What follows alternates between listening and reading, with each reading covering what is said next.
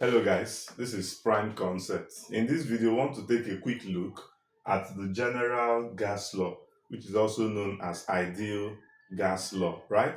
And this is a law that relates Charles' law, Boyle's law, and Avogadro's law. So that is what we know as the general gas law. So it brings these three laws together to get one relationship, one common relationship for all of them, right? So let's quickly see how this law relates these three. So from Charles' law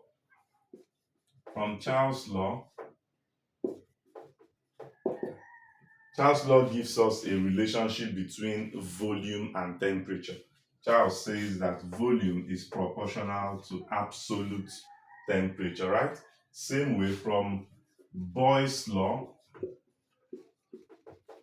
Boyle's law gives us a relationship between volume and what? Pressure, right? That is to say, volume is inversely related to pressure according to Boyle's law. Then we want to combine Avogadro's law.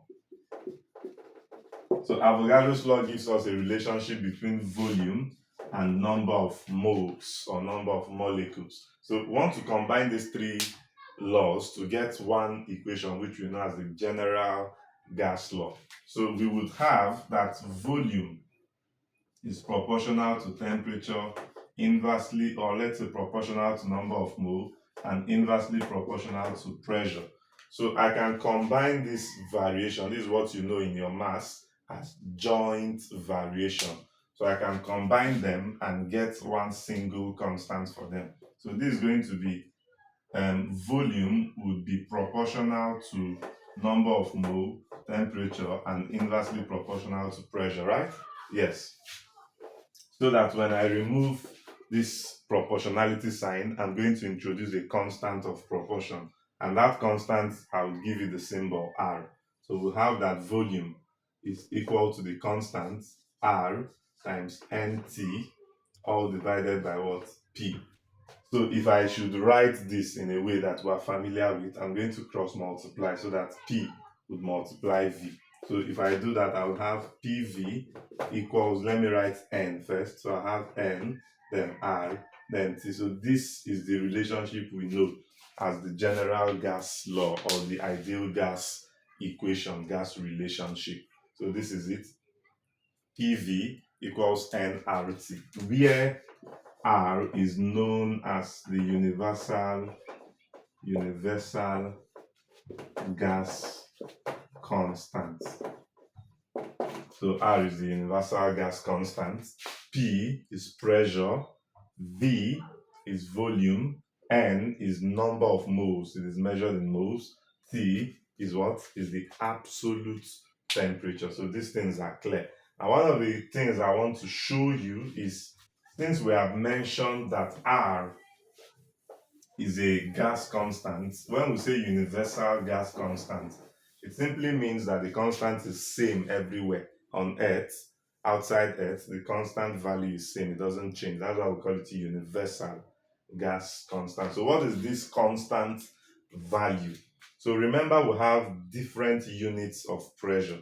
So we're going to get the value for this constant in the two major units that we will be needing. So first, I want to make R the subject there. If I make R the subject formula in this equation, I would have PV would be divided by what? N and temperature. So with this, I can find the values of the constant R. So, and I'll be doing this at STP. At STP, considering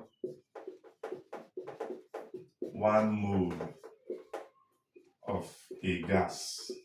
So if we are considering 1 mole of a gas at STP, it simply means, of course, you know that as at STP, standard temperature and pressure, 1 mole of a gas, first of all, occupies a volume of what? 22.4 dm cube. So 1 mole of every gas would always occupy this volume at STP. So what is the standard temperature we know? Standard temperature we know is 273 Kelvin, which is same thing as 0 degrees Celsius. Then our standard pressure is also known as what? 1 atm. So these are the values or parameters we know. So using these parameters, we can determine the value of the universal gas constant, right? R. So I'm going to substitute these parameters into this. So I would have that R becomes my pressure, which is 1 atm, times my volume, which is what? 22.4 dm cube, all divided by my number of moles, which is 1 mole, then multiplied by my temperature, which is what? 273 Kelvin. So quickly, I'm going to punch this. So if we punch, you would quickly notice that 22.4 would be divided by 273. So I would have approximately 0.08205. So I will leave it at this point. So approximately 0.08205. And what is the unit? atm dm cube. When this mole comes up, it becomes per mole. Kelvin comes up, it becomes per Kelvin. So the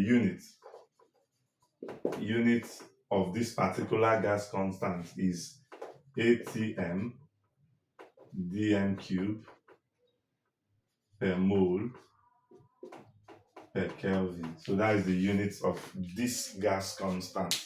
So what it simply means, please do take note of this point I want to mention. What it means is that whenever your pressure, you are solving a problem using the general gas law, PV equals nRT. Whenever you're solving a problem using this relationship and your pressure is in atm, your volume is in dm cube, automatically this is the value of gas constant you should use.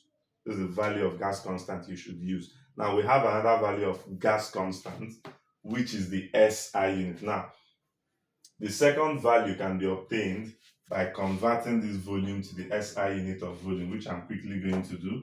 So this is going to be times 10 raised to power minus 3. This becomes meter cube, right? Yes.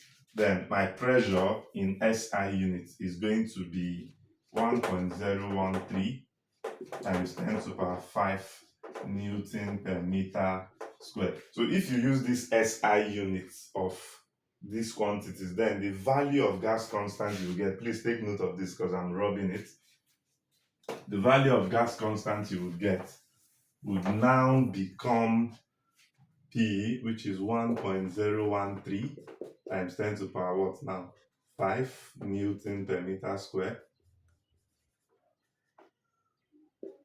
Then times what now? Our volume, which is now 22.4 times 10 to the power minus 3 meter cube, divided by our number of mole, which is 1 mole, times our temperature, which is 273 Kelvin.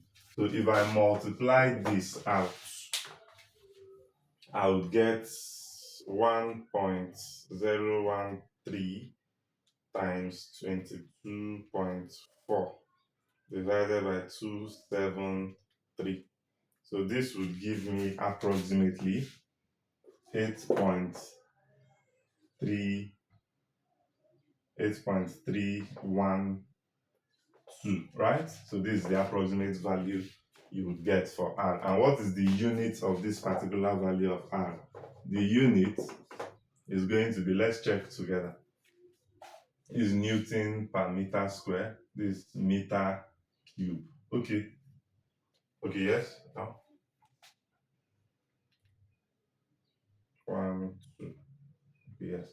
So this is what I have. Now let's check the units. This is meter cube. This over meter square. So this would reduce this. It becomes just Newton meter.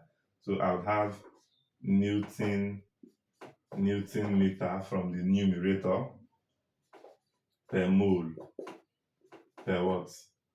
Per Kelvin. Of course, you know that Newton meter is just the unit of work, which is joule. So we can still say it is joule per mole per Kelvin. So it's still the same thing. So it means that you will be using this particular value, 8.312. Some persons may use 8.314. These are just approximations. So you'll be using this value whenever your pressure is given in the SI unit. So once your pressure is given in this unit, what value of gas constant should you use? This. If your pressure is given in ATM, what value of gas constant should you use? 0.08205. That is what you should use. So take note of these differences, right? So I believe this is clear to you. Now let's quickly expand on these equations we have got. We want to get other variations of the general gas equation. So we want to look at other forms. This general gas equation, PV equals nRT. We can write this in so many other forms. So we'll look at about three forms of this particular equation. So let's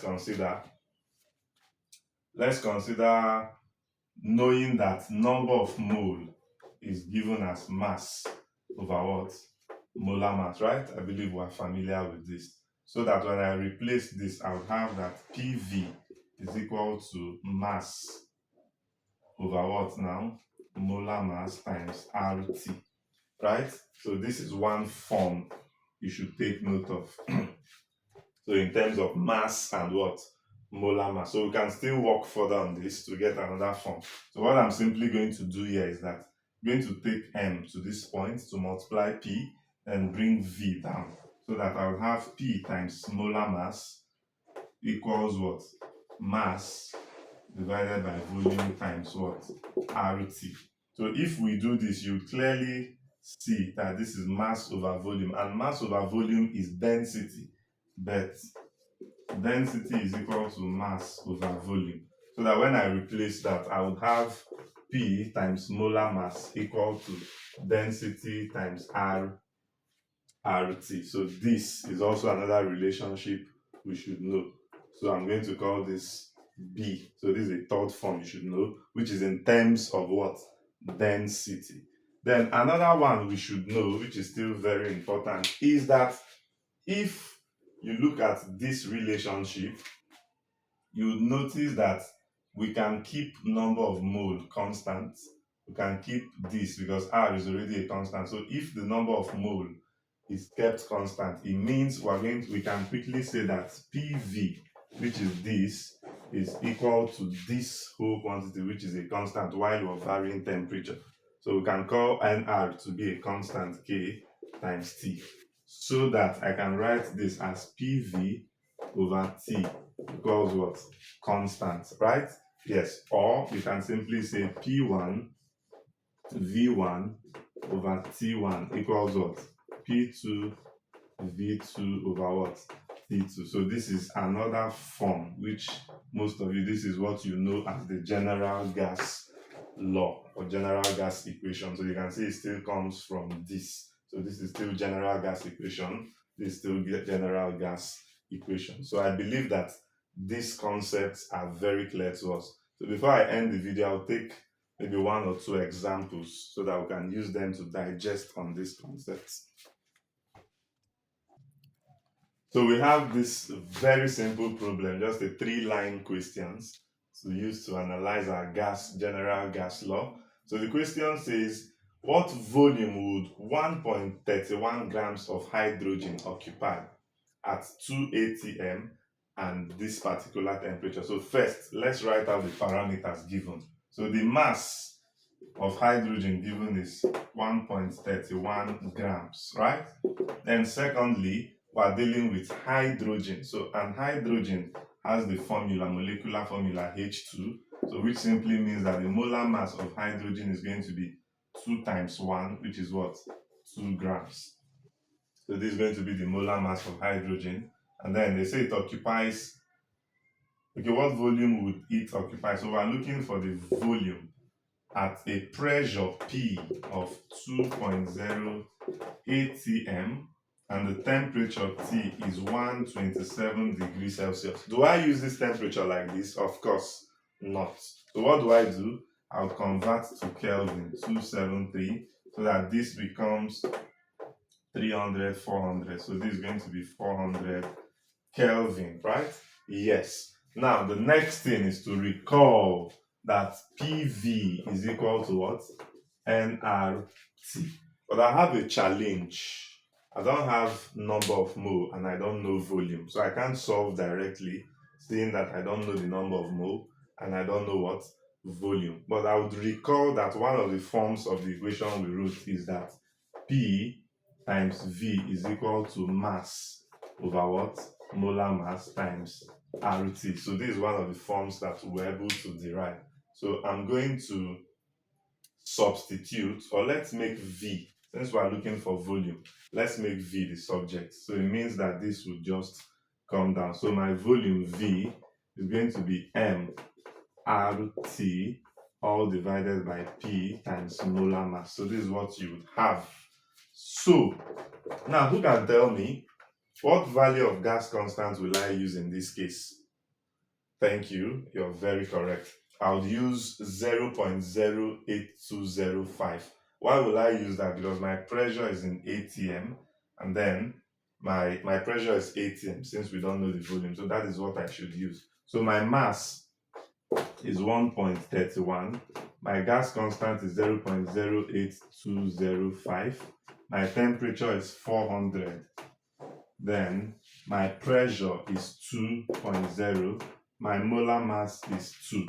So if I punch these values with my calculator, I have 1.31 times 0.08205, 0.08205 times 400 and divided by 4.